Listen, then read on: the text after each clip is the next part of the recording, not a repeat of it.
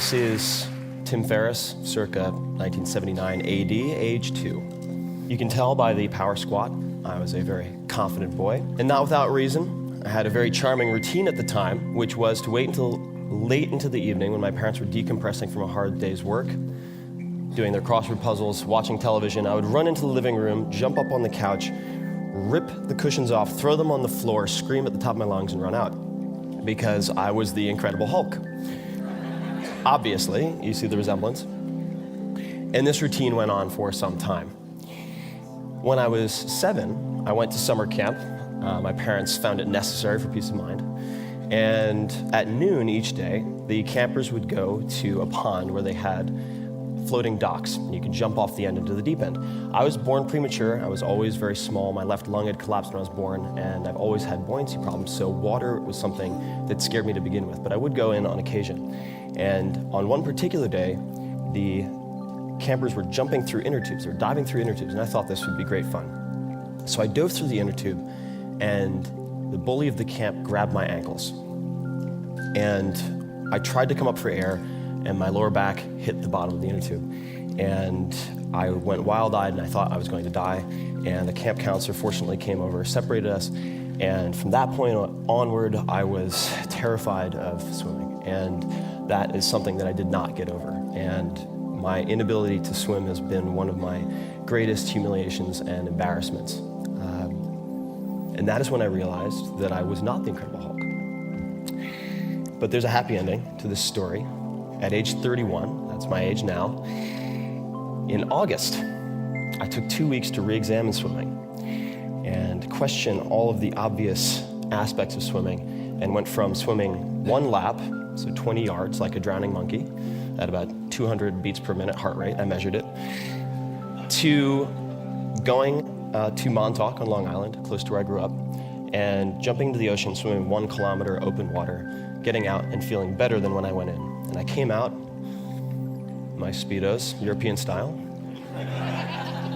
feeling like the Incredible Hulk. And that's what I want everyone in here to feel like, the Incredible Hulk at the end of this presentation. More specifically, I want you to feel like you're capable of becoming an excellent long-distance swimmer, a world-class language learner, and a tango champion. And I would like to share my art, if I have an art. It's deconstructing things that really scare the living hell out of me. So, moving onward. Swimming, first principles. First principles, this is very important. I find that the best results in life are often held back by false constructs and untested assumptions. And the turnaround in swimming came when a friend of mine said, I will go a year without any stimulants. This is a 6 double espresso per day type of guy, if you can complete a 1 kilometer open water race. So the clock started ticking. I started seeking out triathletes because I found that lifelong swimmers often couldn't teach what they did. And I tried kickboards. My feet would slice through the water like razors. I wouldn't even move. I would leave demoralized, staring at my feet.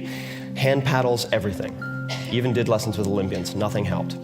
And then Chris Sacca, who's now a dear friend of mine, had completed an Ironman with 103-degree temperature, said, I have the answer to your prayers. And he introduced me to the work of a man named Terry Laughlin, who's the founder of Total Immersion Swimming, and that set me on the road to examining biomechanics. So here are the new rules of swimming, if any of you are afraid of swimming or are not good at it. The first is forget about kicking. Very counterintuitive. So it turns out that propulsion isn't really the problem. Kicking harder doesn't solve the problem because the average swimmer only transfers about 3% of their energy expenditure into forward motion. The problem is hydrodynamics. So what you want to focus on instead is allowing your lower body to draft behind your upper body, much like a small car behind a big car on the highway. And you do that by maintaining a horizontal body position. The only way you can do that is to not swim on top of the water. The body's denser than water. 95% of it would be, at least, submerged naturally.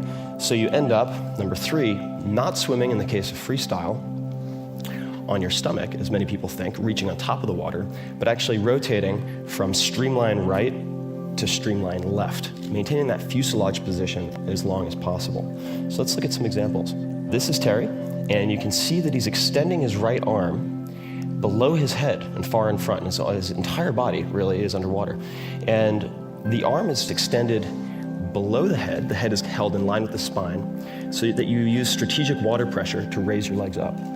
Very important, especially for people with lower body fat. And then here's an example of the stroke. So you don't kick, but you do use a small flick. So you can see this is the left extension, and then you see his left leg, small flick, and the only purpose of that is to rotate his hips so he can get to the opposite side. And the entry point for his right hand, notice this, he's not reaching in front and catching the water. Rather, he is entering the water at a 45-degree angle with his forearm and then propelling himself by streamlining. Very important. Incorrect above, which is what almost every swimming coach will teach you. Not their fault, honestly, and I'll get to implicit versus explicit in a moment. And then below is what most swimmers will find enables them to do what I did, which is going from 21 strokes per 20-yard length to 11 strokes in 2 workouts with no coach, no video monitor. And now I love swimming. I can't wait to go swimming. And I'll be doing a swimming lesson later for myself if anyone wants to join me. Last thing, breathing. Problem a lot of us have, certainly, when you're swimming. In freestyle, easiest way to remedy this is to turn with body roll and just to look at your recovery hand as it enters the water. And that will get you very far. And that's it. That's really all you need to know. Languages, material versus method. I, like many people, came to the conclusion that I was terrible at languages. I suffered through Spanish for junior high, first year of high school, and the sum total of my knowledge was pretty much, ¿Dónde está el baño? And I wouldn't even catch the response. Sad state of affairs. Then I transferred to a different school, sophomore year, and I had a choice of other languages. Most of my friends were taking Japanese, so I thought, why not punish myself? I'll do Japanese. 6 months later, I had the chance to go to Japan. And my teachers assured me, they said, don't worry, you'll have Japanese language classes every day to help you cope. It'll be an amazing experience. My first overseas experience, in fact. So my parents encouraged me to do it. I left. I arrived in Tokyo, amazing. Couldn't believe I was on the other side of the world.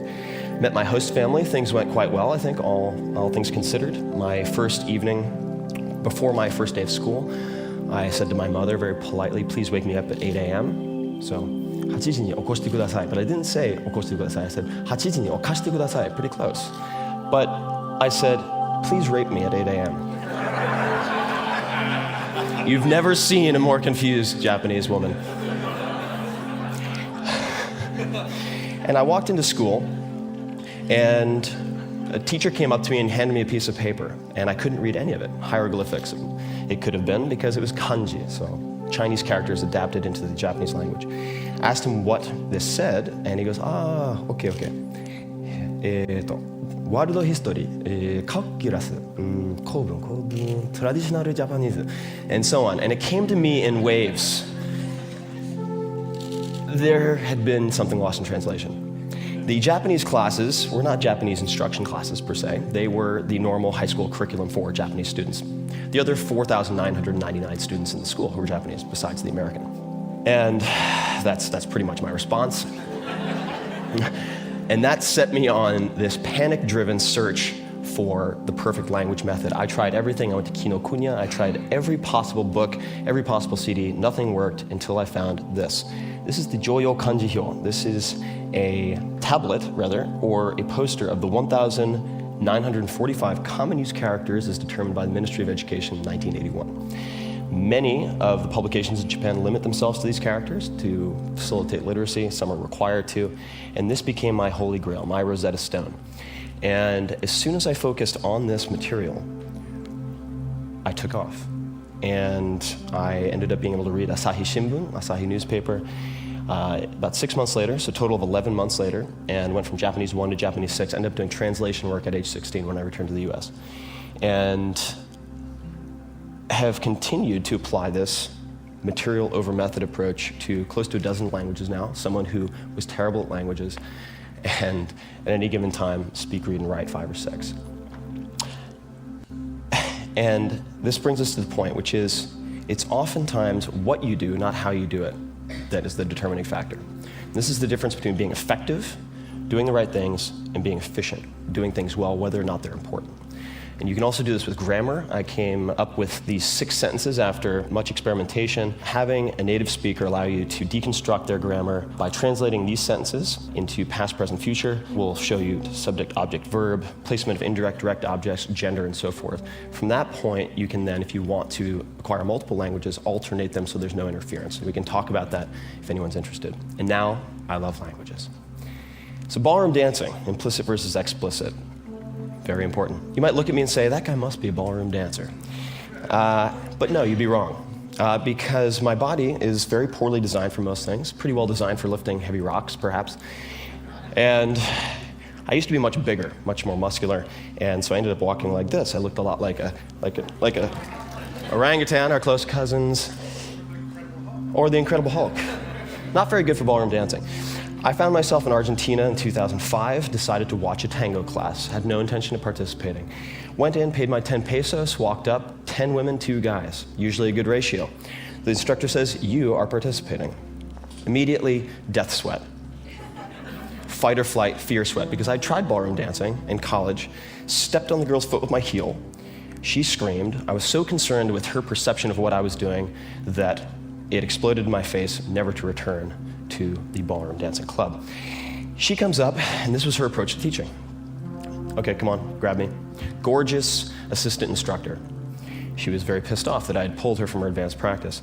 So I did my best, didn't know where to put my hands, and she pulled back, threw down her arms, put them on her hips, turned around and yelled across the room, this guy's built like a goddamn mountain of muscle, and he's grabbing me like a fucking Frenchman. Which I found encouraging. Everyone burst into laughter. I was humiliated. She came back. She goes, come on, I don't have all day. As someone who wrestled since age 8, I proceeded to crush her, of mice and men style. And she looked up and said, now that's better. So I bought a month's worth of classes. And proceeded to look at, I wanted to set competition, so I'd have a deadline. Parkinson's law, the complexity, perceived complexity of a task will expand to fill the time you allot it. So I had a very short deadline for a competition. I got a female instructor first to teach me the female role, the follow, because I wanted to understand the sensitivities and abilities that the follow need to develop, so I wouldn't have a repeat of college. And then I took an inventory of the characteristics, along with her, of the capabilities and elements of different dancers who had won championships. And then I interviewed these people, because they all taught in Buenos Aires, and I compared the 2 lists. And what you find is that there's explicitly expertise they recommended, certain training methods, and then there were implicit commonalities that none of them seemed to be practicing. Now, the protectionism of Argentine dance teachers aside, I found this very interesting. So I decided to focus on 3 of those commonalities. Long steps, so a lot of milongueros, the tango dancers, will use very short steps, and I found that longer steps were much more elegant, so you can have, and you can do it in a very small space, in fact. Secondly, different types of pivots. Thirdly, variation in tempo. These seem to be the 3 areas that I could exploit to compete if I wanted to compete against people who've been practicing for 20 to 30 years. That photo is of the semifinals of the Buenos Aires Championships 4 months later. Then 1 month later, went to the World Championships, made it to the semifinal, and then set a world record following that 2 weeks later. I want you to see part of what I practiced. And I'm going to jump forward here. But this is the instructor that Alicia and I chose for the male lead. His name is Gabriel Misé, one of the most elegant dancers of his generation, known for his long steps and his tempo changes and his pivots. Alicia, in her own right, very famous. So I think you'll agree they look quite good together. Now, what I like about this video is it's actually a video of the first time they ever danced together because of his lead. He had a strong lead. And he didn't lead with his chest, which requires you lean forward. I couldn't develop the attributes in my toes, the strength in my feet to do that. So he uses a lead that focuses on his shoulder girdle and his arm. So he can lift the woman to break her, for example, as just one benefit of that. So then we broke it down. This would be an example of one pivot. This is a back step pivot. There are many different types, and I have hundreds of hours of footage. all categorized, much like George Carlin categorized his comedy. So using my arch nemesis, Spanish no less, to learn tango. So fear is your friend. Fear is an indicator. Sometimes it shows you what you shouldn't do. More often than not, it shows you exactly what you should do. And the best results that I've had in life, the most enjoyable times, have all been from asking a simple question: what's the worst that can happen? Especially with fears that you gained when you were a child. Take the analytical frameworks, the capabilities you have, apply them to old fears, apply them to very big dreams. And when I think of what I fear now, it's very simple. When I imagine my life, what my life would have been like, without the educational opportunities that I had, it makes me wonder. And I've spent the last 2 years trying to deconstruct the American public school system to either fix it or replace it, and have done experiments with about 50,000 students thus far, built, I'd say, about a half dozen schools with my readers at this point. And if any of you are interested in that, I would love to speak with you. I know nothing, I'm a beginner, but I ask a lot of questions, and I would love your advice. Thank you very much.